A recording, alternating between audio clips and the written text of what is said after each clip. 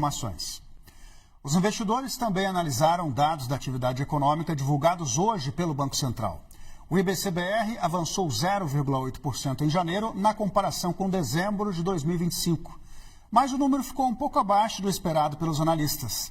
Na série com ajuste sazonal, a agropecuária teve resultado negativo de 1,5%.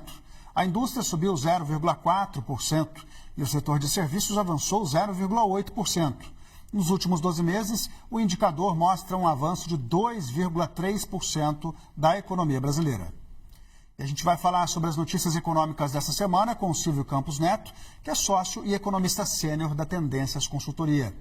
Silvio, boa noite para você, seja muito bem-vindo. Boa noite, Marcelo, boa noite a todos, um prazer falar com vocês. Bom, por um lado, a gente viu o IBC-BR um pouco abaixo do que a média dos investidores previa. Por outro lado, também esse índice mensal ele veio mais aquecido do que ele vinha nos últimos meses. Você está enxergando esse copo meio cheio ou meio vazio? De fato, temos esses dois lados para repercutir, né? No fundo, a economia brasileira veio passando por um processo de moderação no segundo semestre do ano passado, mas esses sinais na margem, especialmente dados referentes ao mês de janeiro, e aí não só, né, do IBC-BR, mas que compila serviços, indústria, varejo, os números foram melhores do que o esperado. O próprio mercado de trabalho também ainda tem trazido dados sólidos, o que sugere que a economia brasileira ainda mostra uma certa resiliência, mesmo diante de todo esse quadro de aperto monetário. O que, claro, tem esse lado positivo, né, de uma economia que está desacelerando, mas de uma forma gradual, mas, ao mesmo tempo, é um desafio a mais também para o Banco Central, que está aí, né, às vésperas de um início de corte de juros e que tem não só, né, todo esse problema do petróleo, do Oriente Médio para lidar, e também uma economia que ainda mostra esses sinais de força.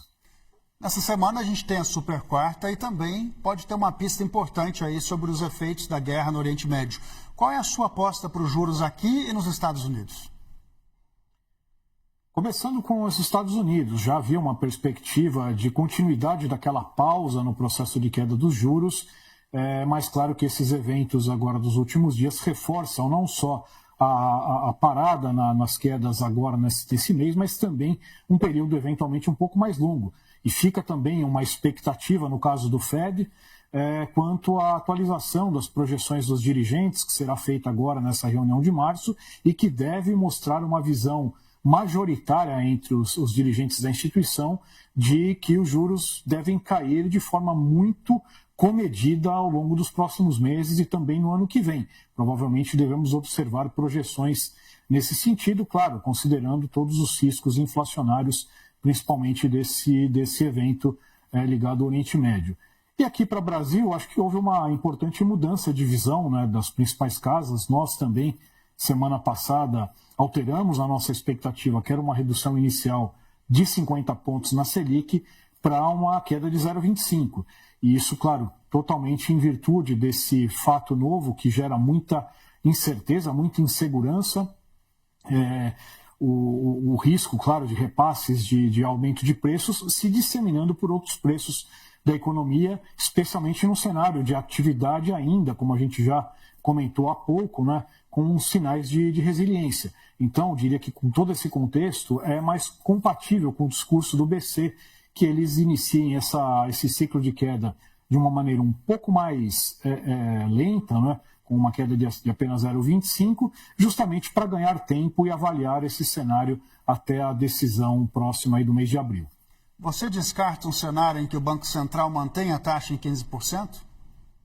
Não, eu não descarto, Marcelo. Eu diria que entre um corte de 50 pontos e uma manutenção, eu diria até que a manutenção teria um pouco mais de probabilidade.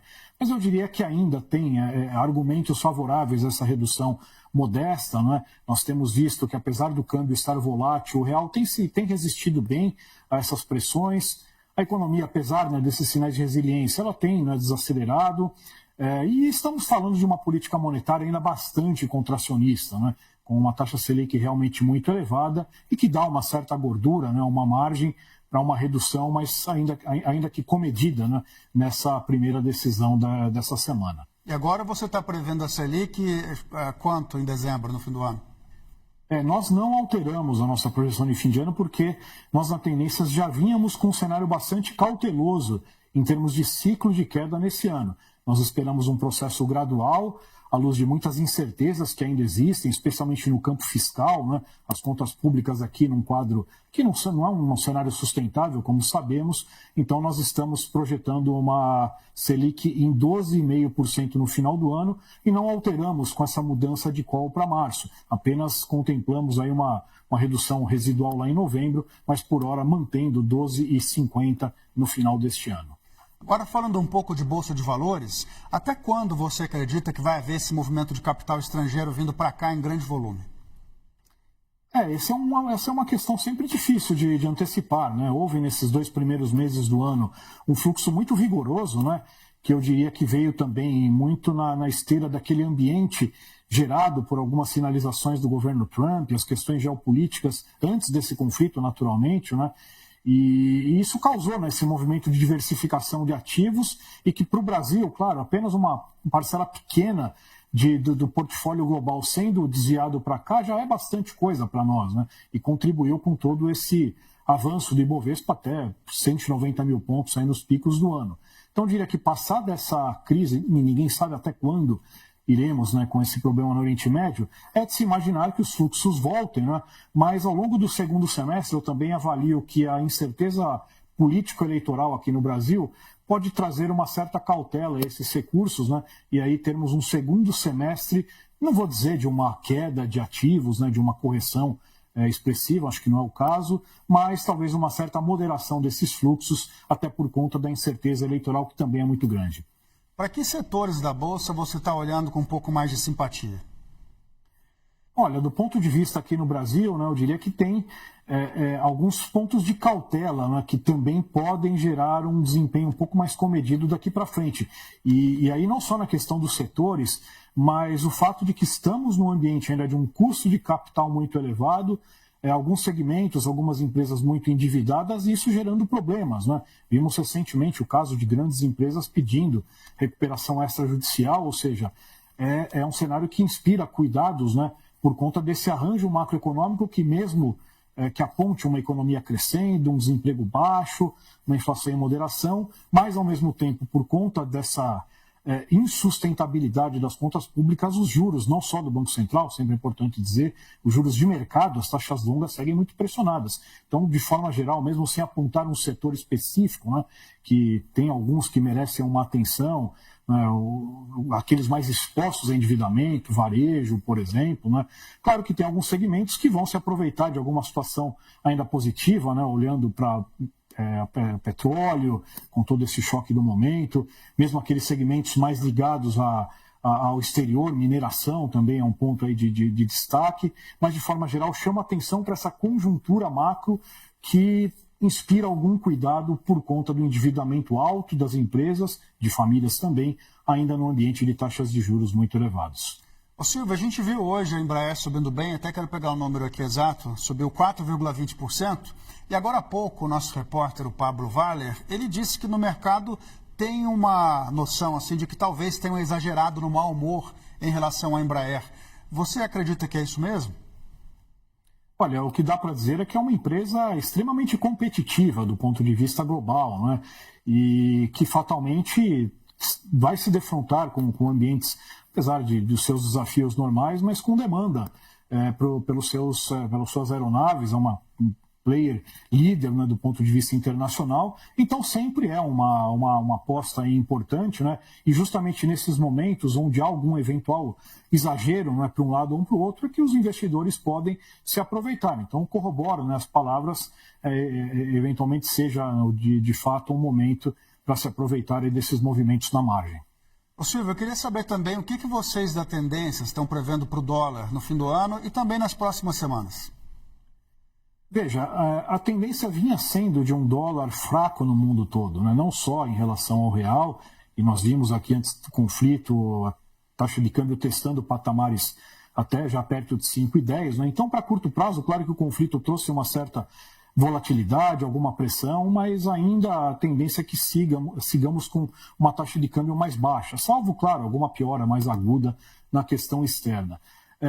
O que eu talvez chame um pouco a atenção é mais pensando para o final do ano, né, ao longo do segundo semestre, conforme a questão eleitoral entrar mais no radar e principalmente depois do desfecho eleitoral, que a depender dos sinais do próximo governo, né, especialmente em como vai lidar com essa questão fiscal mal resolvida, há o risco sim de alguma pressão, né? Então acho que a gente chama um pouco a atenção para esse risco, por isso que nós temos para final do ano uma visão um pouco cautelosa em relação ao câmbio, né, com 5,50, mas para curto prazo a tendência é que siga rodando em patamares mais baixos, né? Claro que temperado por esse ambiente do conflito agora, mas superada essa questão, acho que eu diria que alguns meses ainda de um câmbio baixo, né, eventualmente rodando ali perto de 5,20, um pouco abaixo disso, mas pensando mais para final do ano, ainda com uma certa cautela à luz do desfecho da questão eleitoral e a necessidade do próximo governo de indicar medidas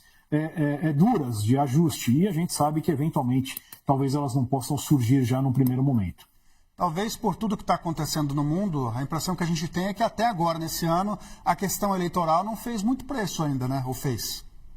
Não, eu diria que não. Não é um tema que entrou para valer, né, no radar dos investidores. Claro que em dezembro a gente teve algum soluço ali com o anúncio da candidatura do senador Flávio Bolsonaro, mas isso depois foi superado e hoje a gente tem esse tema um pouco à margem, não é, da análise dos mercados. Mas é fato que ao longo do segundo semestre, lá para setembro, outubro, esse tema entrará para valer aí no cenário, tendo em vista que o conjunto de regras fiscais e de gastos, principalmente, que são seguidas nesse momento, como a gente sabe, não são sustentáveis por mais 4 anos. Então será preciso, né, que o próximo governo, seja ele qual for, dê algum encaminhamento para essa questão, mas como a gente sabe, são decisões difíceis, impopulares e que às vezes é preciso que o mercado dê um empurrão, aí isso vem sempre na base de alguma pressão, né, de alguma piora de ambiente, então acho que é um risco que a gente corre mais para o final desse ano.